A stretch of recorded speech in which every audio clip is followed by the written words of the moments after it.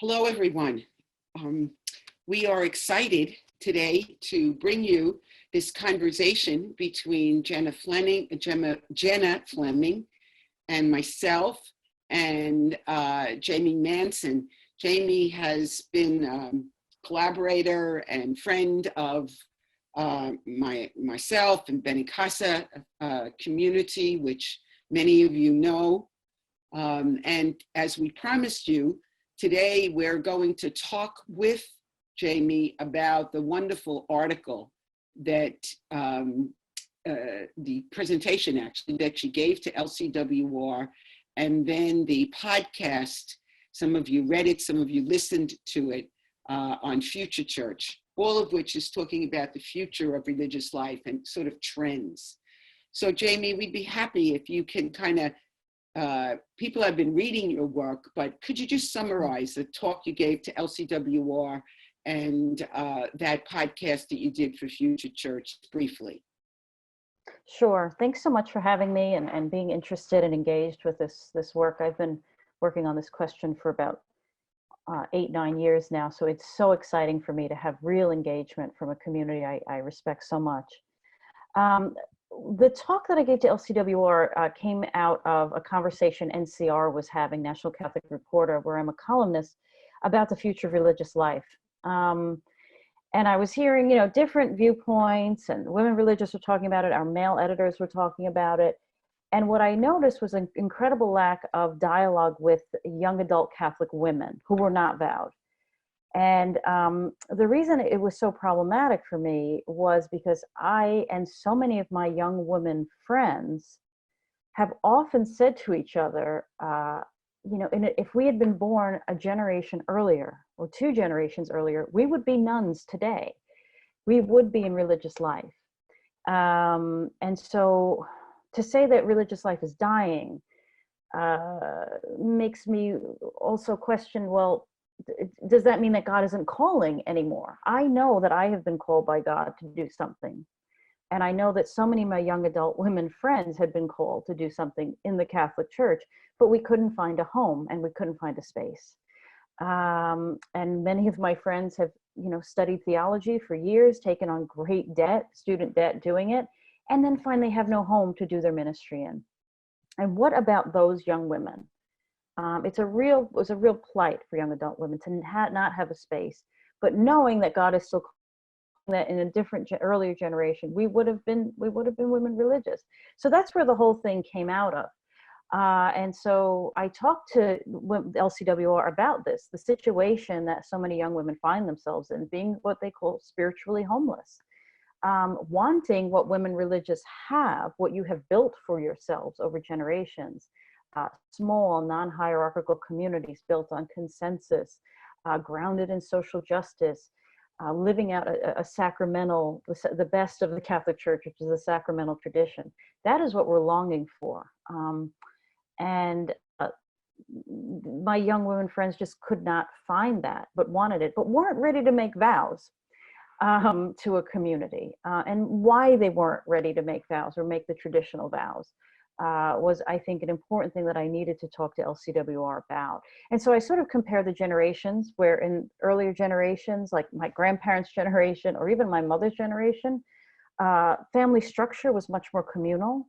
You had a large group of people supporting you, but that large group of people, your family, your extended family, was also telling you who you were, what your identity was. They were passing on a very definitive tradition, faith tradition to you, giving you really your identity, and what your morals were, and I think that millennial generation and generations after that did not grow up in that sort of communal village model. We grew up in a really a rugged individualistic model of society, and we are the first generation to grow up in a real individualistic culture. So this is a grand.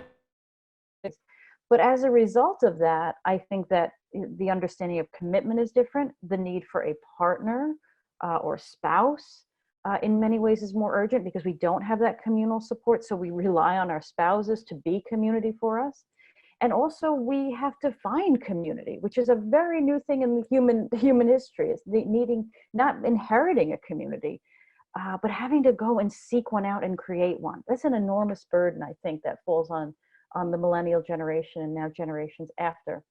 So I think that difference of the way the culture and the society in which we grew up in just makes us relate to community, to the church differently. And so I think that's why you've seen young women not gravitating to traditional vows in the way they used to.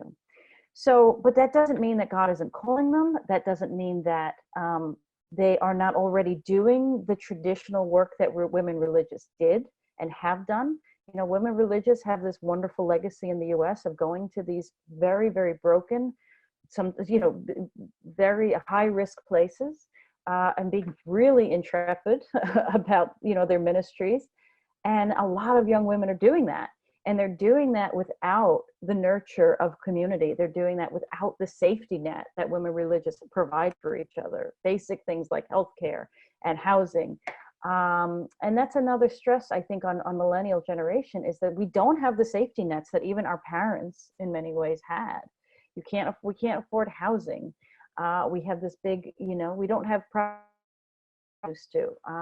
Employers don't provide health insurance, you know, or pensions anymore. So there's so much safety net that isn't there for young adults. And I think that's what women religious have been able to provide for each other. And again, just that sense of community that we just don't have, but are longing for, and longing to be in partnership, and longing for spiritual mentors, and longing for the face of Catholicism that women religious have developed and built and shown to the world. And so my dream has been to get these young adult women who long to be in church and serve church in some way, and be Catholic in the way women religious are Catholic, to be in dialogue with longtime vowed women religious and even newly vowed women religious about how we can support each other, how we can read the signs of the times together, and figure out what is emerging in religious life. Religious life has always been dynamic. It's never been static. And we know this is a new moment, but we're not going to figure out what it is if we're not all in dialogue together, all of us who feel called by God. So that's essentially what the talk and the teleconference were about. Thanks, Jamie, for that. I appreciate Sure. that very much. So again, just to remind all of us listening to this, in preparation for this conversation, we sent to Jamie the list of emerging suggestions that we sent out to the congregation. All the suggestions that came really from many of you in your circles, and then at the assembly. And then we had that pilot meeting on February 1st. More suggestions emerged there. So we put all of those together. We sent that to Jamie. And we have a series of questions basically that we want to ask Jamie about those suggestions. Jenna, maybe you could start in with the first question or so. Thanks, Margaret.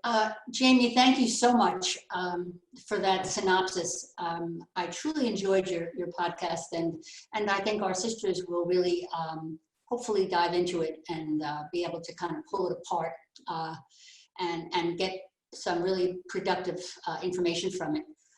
So one of the questions that we have, in particular for our committee, is, so what else do we need to know, us 70-year-olds, not myself, of course, but 70-year-olds and over, what do we need to know so that we can begin to start partnering with you or coming together to do the things that you're talking about, you know? But I think we still probably need to know some really important things. And so if you could clarify that a little bit for us, that would be great. Sure. I think one thing that came up for me looking at the 4 pages of suggestions is that a lot of women religious, when they hear this, say to me, well, you're just talking about associates, lay associates programs. And I think that it's really important to start to distinguish what we're talking about new emerging forms of religious life and associates. I'm talking about young adult Catholics, women and men, who want more than just an associates program, who really want to consecrate their lives to religious life. And they may want to do it as an out LGBTQ person, or they may want to do it as someone who's married or has children. And so, but it's a much more radical commitment, I think, that young people are seeking. And they are seeking vows. And I'm not saying lay associates don't make vows, but I think they want to take this as seriously as they take marriage. They're deeply sacramental people, and they believe in the expression of words are sacred, and that these partnerships would be sacred. So I think that it's important to talk about how this is different from associates. I think it's important to really raise up how at home these young adults feel among women religious, and why that is, and what is it about the face of Catholicism you're showing them that feels right for them, that feels like they could have a space there, and to talk more about that. I think it's also important to highlight that this may be young adults today, may be the last generation that really knows women religious. And that's a very sad thing to say, but I think it gives a sense of urgency. When we were at our February 1st meeting, it really struck me, you know, I'm in a room, I'm in my early 40s, but I'm in a room with people in their late 20s and early 30s who still really value women religious. But I'm thinking, what about the next generation, you know, who may not grow up knowing women religious? This really is a real moment to make this connection and to really carry on the history, the legacy, the charism. So I think that's important too. I think it's important to talk also, when we talk about vows, about, I hear women religious say to me a lot, how have the vows have evolved for me? You know, obedience doesn't mean obedience to the Pope, it means consensus, and obedience to the Holy Spirit, you know, and things like that. And how does that, the way in which longtime women religious understand their vows have evolved, how has that evolution now speak to a new generation that wants to take some kind of vows? And I think what's most important is to start some sort of a think tank, to be in dialogue with each other. I think there were people at the first meeting, and this was what I was hoping would happen, and I think it did.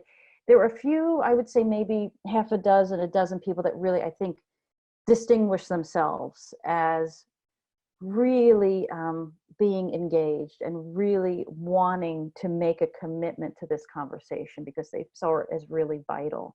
And so I think that those folks will continue to distinguish themselves, and that we can be in regular conversation, I think, is essential.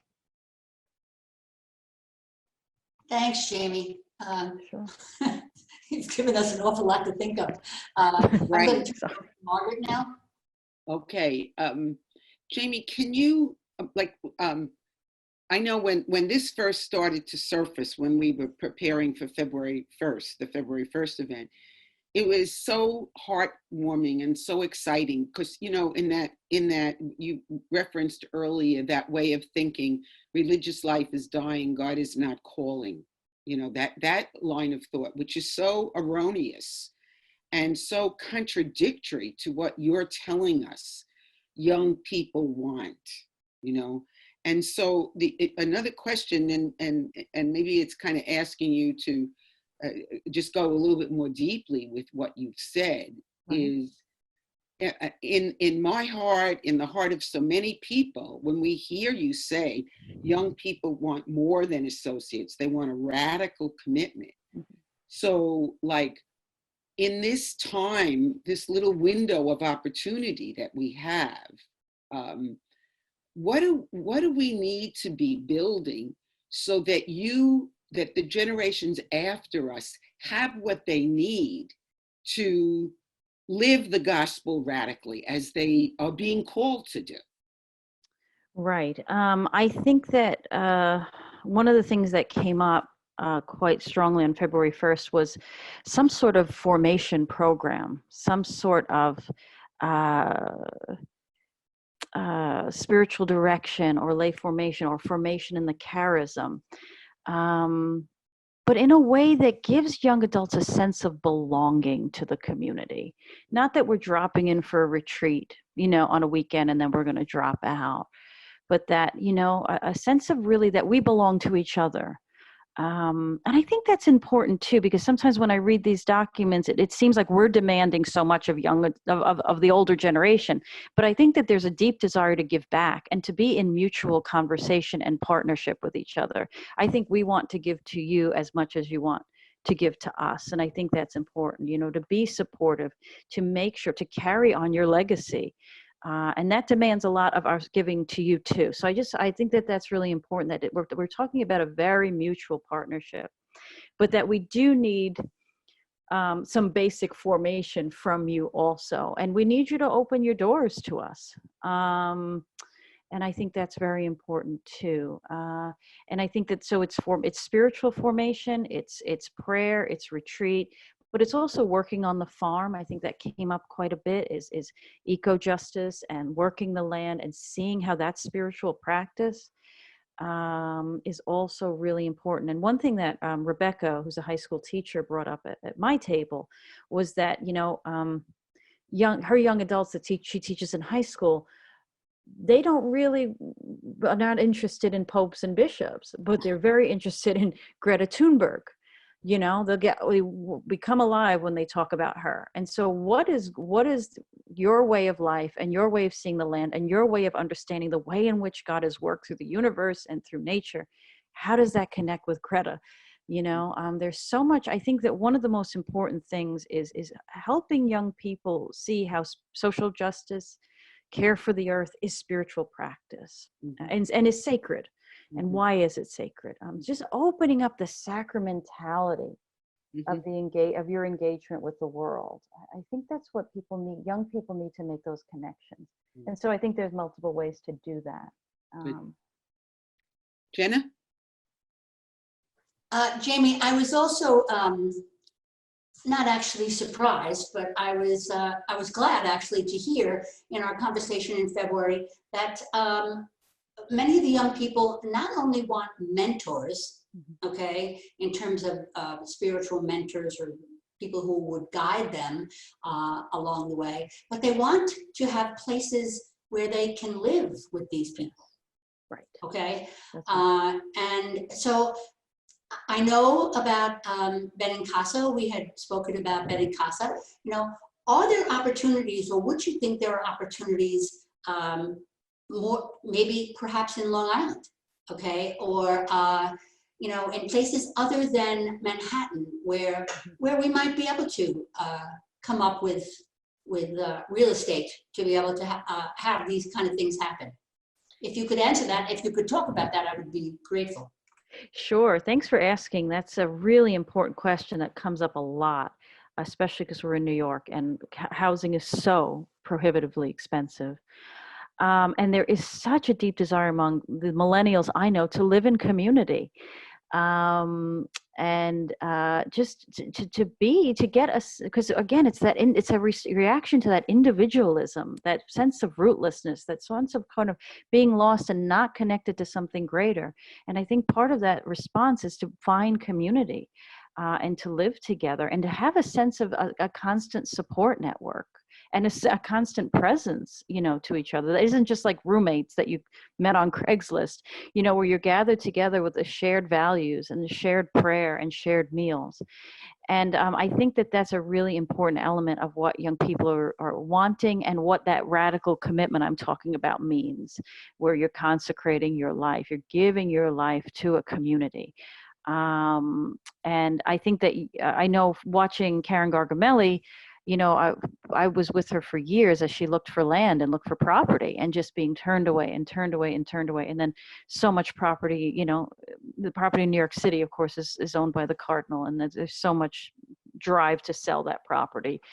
I think that it's been hard, for young people, because I know for Karen and for me, we want to have space where there's a legacy and a connection to the past. It was very important to Karen to find a place where women religious lived for years, which showed, she has that convent. We don't know for how much longer, but it's really, so that's that sense of sacramentality, that the space is sacred, and I think that the benefit of being on Long Island is you can have land, you can have farmland, which I know is really important to a lot of young people. And you can do more eco education and with that and really work the land and have that spiritual component also. So I think anything that women religious can do to think creatively on how to share their space with a great generosity of spirit, I think would be very warmly embraced and would really enrich the lives of this new generation of people trying to find new ways to express religious life. So Jamie, as we begin, and Jenna, as we begin to bring this conversation to a conclusion, I guess I want to ask you, I mean, you've referenced many of the suggestions that were on those 4 pages. You've been very clear about helping everyone to see the need for mutuality, really, between younger people and religious. Is there anything else that we need to know about? I realize this is a hard question, asking you to speak for like 2 generations, but is there anything else that we need to know about the way younger generations think that's critical as we move forward? I know one of the suggestions that came from February 1st was that you all want to be on the committee with us. And, you know, like everybody else, we got a huge curve thrown to us with this terrible virus that we're trying to work our way through. And again, our hearts go out to all of the people, healthcare workers, everyone who's suffering. So, you know, we hope to move ahead with those. And these calls are an opportunity to try to do something that we wanted to do, but in a different way. But is there, this one last opportunity, at least with you, well, hopefully not the last, but the last on this call. Is there anything else that we need to know about the way younger folks think, the way you grew up, the way you're living now, that would be critical for us to know as we try to plan for an emerging religious life?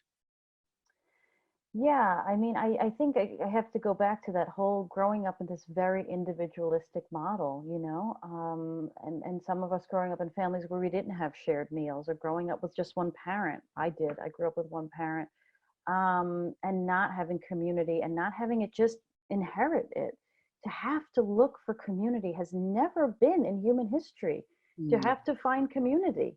It's absolutely remarkable and such a daunting challenge, I think, for a lot of young people. So I think that's where that deep longing is coming from, is to have something we never had before. We did not just grow up with necessarily.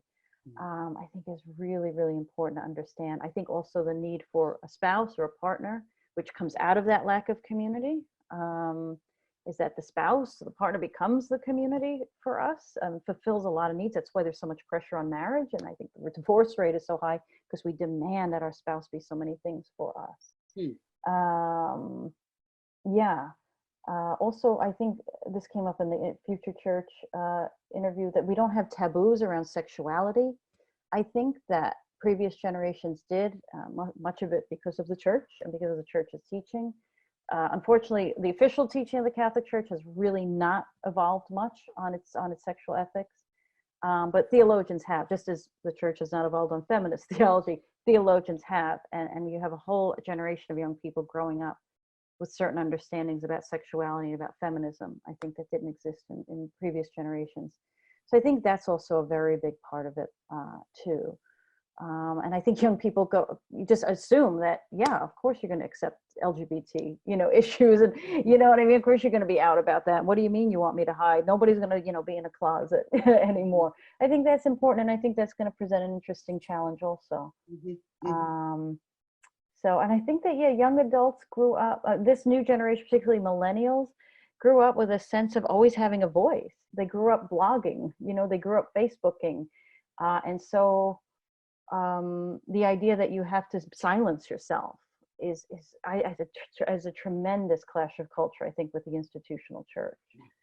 We've always believed we have a voice and we have the right to express it, and that doesn't work within not within women religious, but within the institution. Well, one of the things we noted at the end of that list of suggestions was the fact that you're looking to religious communities to do many of the things that the institution is not able or willing to do. That's right. You know, and That's right.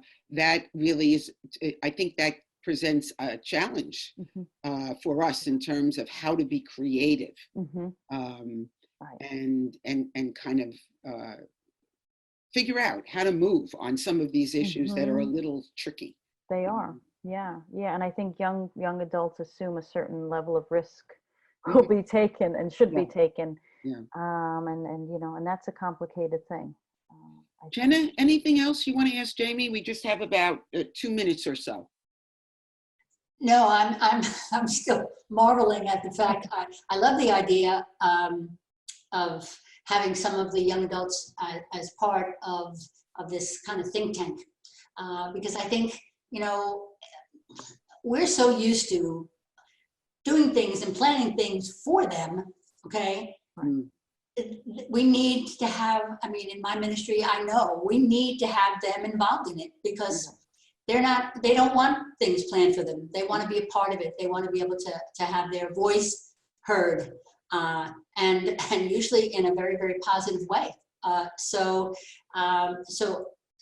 I'm glad you reiterated that. I think that's important, really important. And I think we have the skills to be able to do that. I mean, we ourselves as women religious have been shut out for so long. That's right. And gaining our own voice in the institution was a great struggle, you know.